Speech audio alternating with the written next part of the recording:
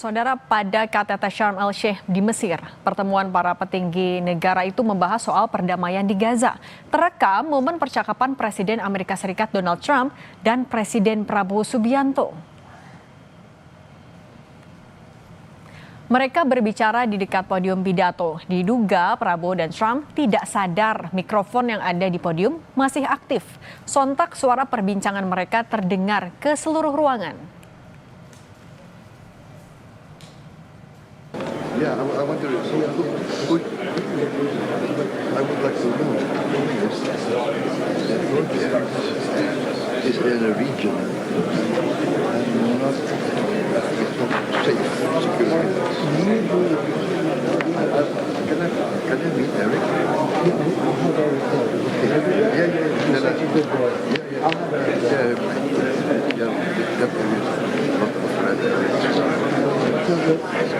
Thank you. Yeah, that's what I told Harry also. I told Harry also. Yeah, we'll look for better place. Yeah, all of them. Okay. Yeah.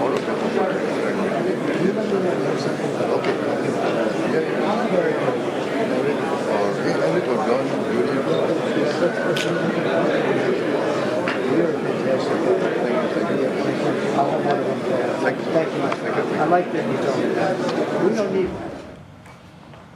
Menteri Luar Negeri Sugiono menjelaskan soal pembicaraan antara Presiden Prabowo dengan Presiden Amerika Serikat Donald Trump yang diduga bocor usai KTT perdamaian Gaza di Sharm el-Sheikh, Mesir.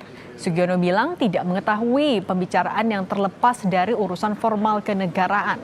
Namun saat ditanya apakah akan ada pertemuan usai KTT, Sugiono bilang mungkin saja.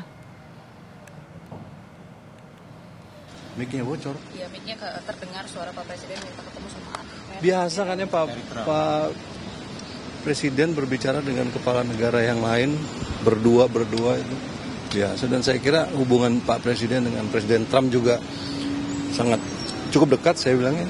Jadi ya bisa jadi banyak hal yang keduanya bicarakan di luar hal-hal yang sifatnya formal kenegaraan, saya kira, karena dua-duanya juga teman lah ya. Jadi nggak ada. Ada ajakan bertemu dengan anaknya Trump gitu. Tanggapannya bagaimana dari Fernando? Saya nggak tahu isi pembicaraannya apa. Kalau misalnya ada hal-hal khusus yang perlu ditindaklanjuti, pasti saya dikasih tahu untuk ditindaklanjuti. Tapi ada juga hal-hal yang mungkin, ya tadi saya bilang terlepas dari urusan formal kenegaraan. Hari itu yang disebut maksudnya apa? Hari Tanu atau dalam pembicaraan yang di? Saya nggak tahu pembicaraannya apa. Saya tidak pernah dengar bocorannya apa gitu ya.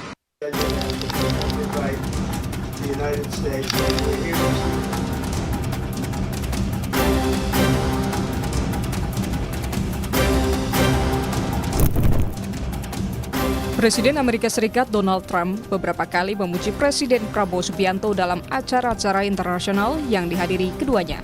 Pujian Presiden Amerika Serikat Donald Trump pada Presiden Prabowo salah satunya disampaikan usai pidato Prabowo di sidang umum PBB di New York, Amerika Serikat. Pounding on that table.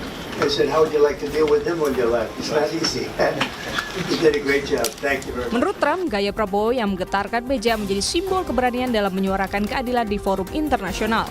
Menanggapi pujian itu, Prabowo menyebut Trump sebagai sosok yang humoris. Ya, beliau kan humoris ya. Baca ya. Oke. Terima kasih Bapak. Saya sebetulnya nggak terlalu sadar bahwa saya itu ya. Mungkin itu apa ya, gaya saya aja gitu ya. Pujian kembali dilontarkan Trump di Mesir pada penandatanganan perjanjian perdamaian dan penghentian perang Gaza dalam konferensi tingkat tinggi Sharm el-Sheikh. Di forum tingkat tinggi ini, Presiden Prabowo Subianto dipuji Presiden Trump. Pujian dilontarkan terbuka saat pidato Trump dan menyebut Prabowo sebagai sosok yang luar biasa di hadapan 20 pemimpin dunia. Also with us is President Prabowo, very incredible man of Indonesia. Merespons pujian Trump, Prabowo memberikan sikap hormat kemudian maju mendekati podium dan berjabat tangan dengan Trump. Di momen yang sama, Trump juga menilai kinerja yang sangat baik dilakukan oleh Prabowo dalam misi perdamaian dunia. Selain Donald Trump, dokumen perdamaian ditandatangani Presiden Mesir Abdel Fattah el-Sisi, Presiden Turki Recep Tayyip Erdogan, dan Emir Qatar Sheikh Tamim bin Hamad Al Thani. Dunia berharap proses ini bisa menghentikan agresi Israel ke Gaza secara permanen.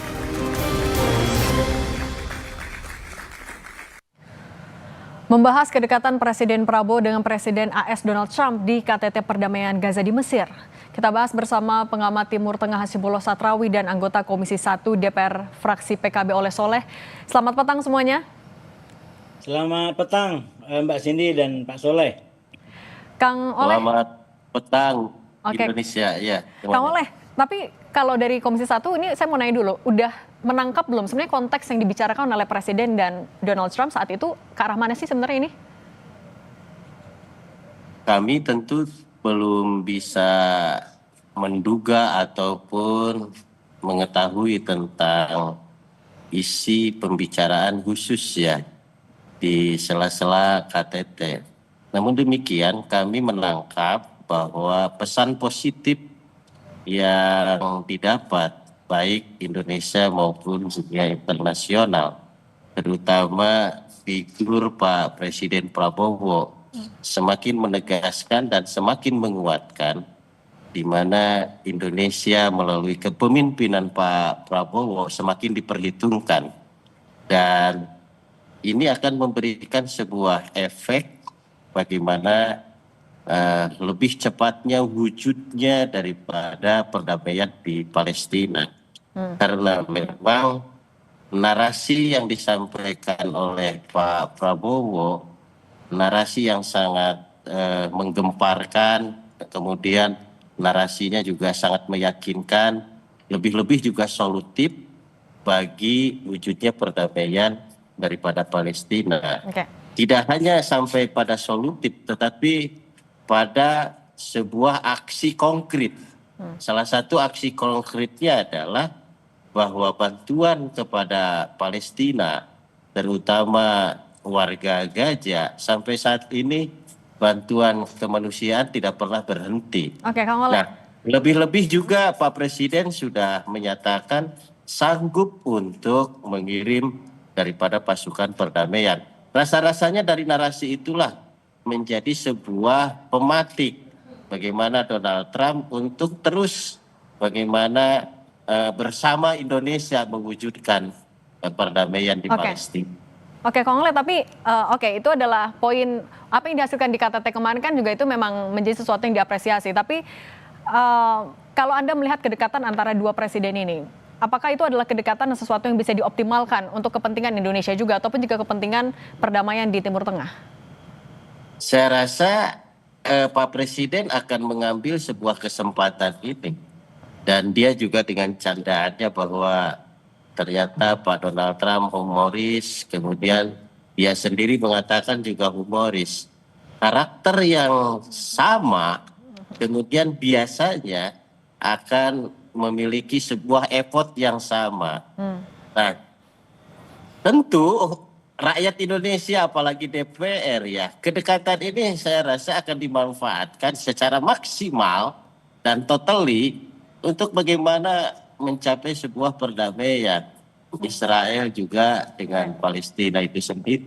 Oke, kalau gitu Mas Hasibullah, yang menarik dari pertemuan ataupun juga perbincangan yang diduga bocor itu adalah disebutkannya nama anak dari Presiden Trump. Anda melihat itu perbincangan casual saja atau ada kaitannya ke background dari Eric yang juga adalah pengusaha, atau ya apa, ini adalah pembicaraan yang lumrah atau seperti apa sih?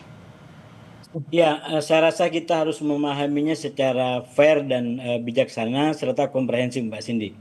Yang pertama mungkin bisa kita belah jadi dua tentang apa yang disampaikan oleh para pemimpin ini, termasuk Presiden Trump dan Pak Presiden Prabowo.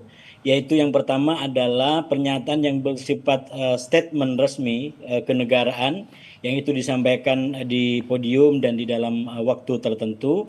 Dan itu disampaikan oleh Presiden Trump, kemudian Presiden Sisi, dan beberapa pemimpin lainnya.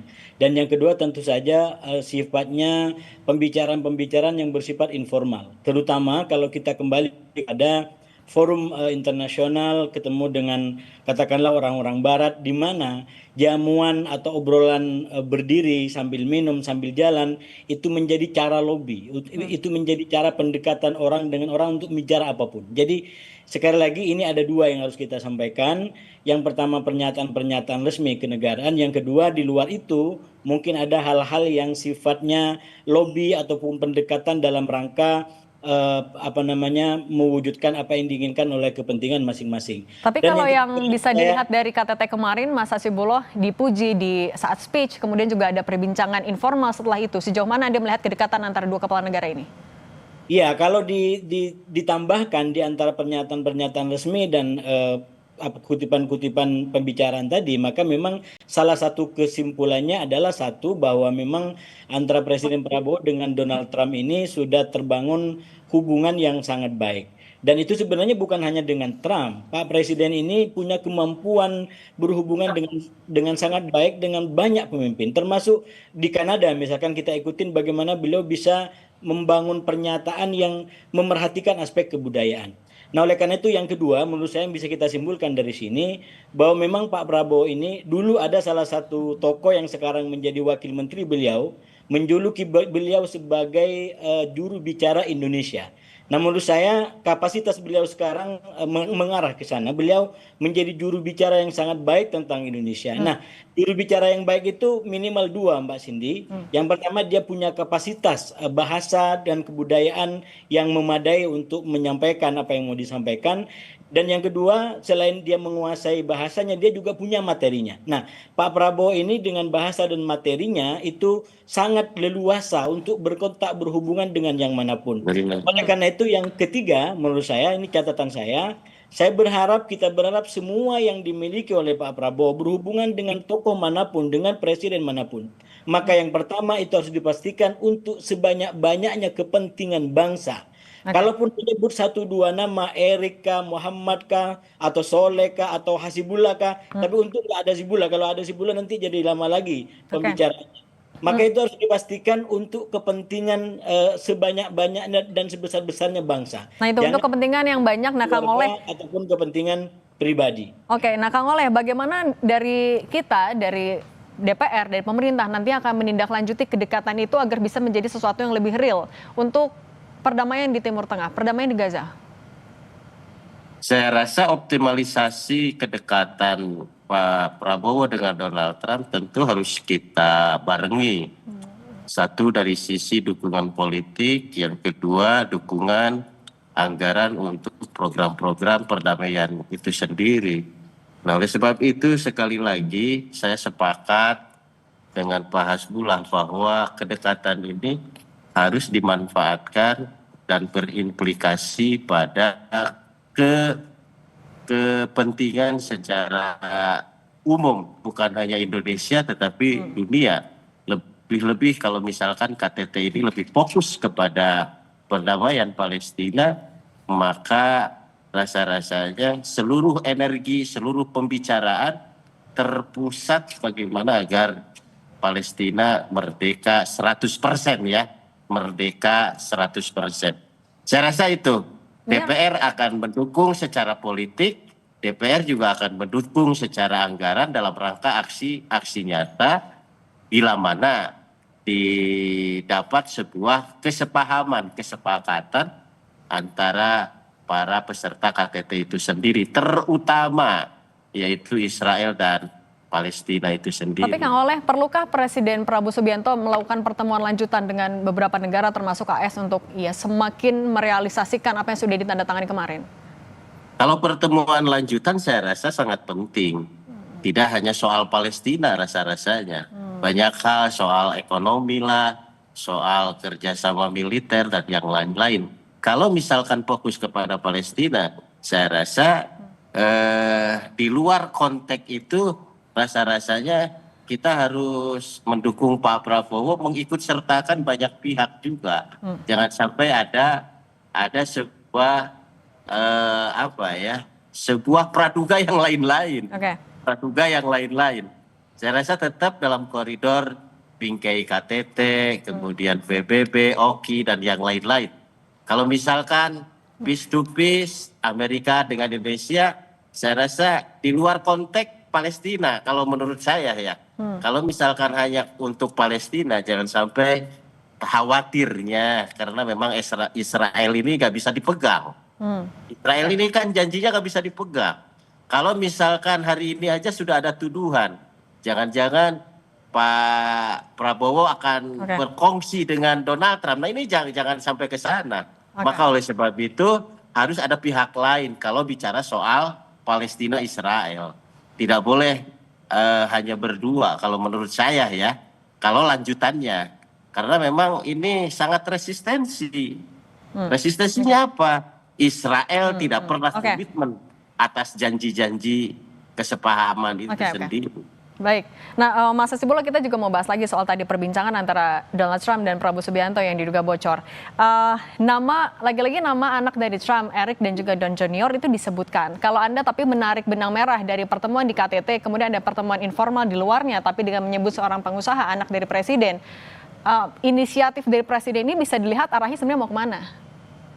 Ya, sebenarnya kalau kita menafsir arahnya bisa kemana-mana. Tapi kalau kita belajar dari polanya Trump ini, memang Trump ini bergerak di dua poros menurut saya, yaitu pertemanan dan kekeluargaannya. Mungkin kingship juga jalan, prinsip dan kingship juga jalan di situ. Misalkan sekarang yang digunakan untuk lobby-lobby di Timur Tengah, itu kan tidak lepas dari dua jalur itu. Yaitu para pebisnis, katakanlah Witkoff yang sangat dipercaya, dan kemudian anaknya dan menantunya yang itu juga mendampingi Trump ke Timur Tengah sekarang, yang itu juga diperkenalkan kemana-mana gitu. Nah oleh karena itu tadi yang disampaikan menurut saya dekat dengan siapapun itu nggak masalah, yang penting harus betul-betul untuk kepentingan negara, untuk kepentingan Palestina, untuk kepentingan negara Indonesia. Saya berpandangan terlalu naif kalau kemudian kita nggak punya kepentingan dalam konteks nasional kita. Kita punya kepentingan dari negara manapun. Jadi kita harus kedepankan kepentingan kita untuk kita lebih baik, lebih sejahtera. Nah dalam konteks Palestina menurut saya yang tadi disampaikan juga menjadi penting Pak Prabowo itu menerjemahkan kepada Trump dalam bahasa-bahasa informal begitu tentang bahaya gaya Israel Netanyahu ini dari segi bisnis. Karena Trump ini kan seorang bisnismen, bahwa dengan perang begitu tidak akan menguntungkan bagi siapapun. Bisnis tidak akan berjalan, kemudian ekonomi tidak akan berjalan. Dan saya menduga dengan kuat kalau Pak Prabowo mengisi itu, maka akan sangat kontributif dan strategis bagi titik lemah yang sekarang ada dalam isu mengenai katakanlah gencatan senjata. Baik. Per hari ini saja Mbak Siti sudah diberitakan 6 orang warga Palestina meninggal yang diduga akibat pelanggaran Israel. Jadi ini harus menjadi perhatian dari Pak Prabowo, sekali lagi yang dimiliki anugerah dekat dengan para pihak, memahami bahasanya, mengetahui budayanya, gunakan itu semua untuk yang pertama kepentingan bangsa, dan yang kedua yang kita sebut sebagai visi internasional daripada Indonesia. Oke, setiap hubungan diplomatik harus ada kepentingan, terutama untuk bangsa. Terima kasih Kang Oleh Soleh dan Mas Hasibulo Satrawi sudah berbagi bersama kami. Sehat selalu semuanya. Terima kasih semuanya. Selamat malam Indonesia.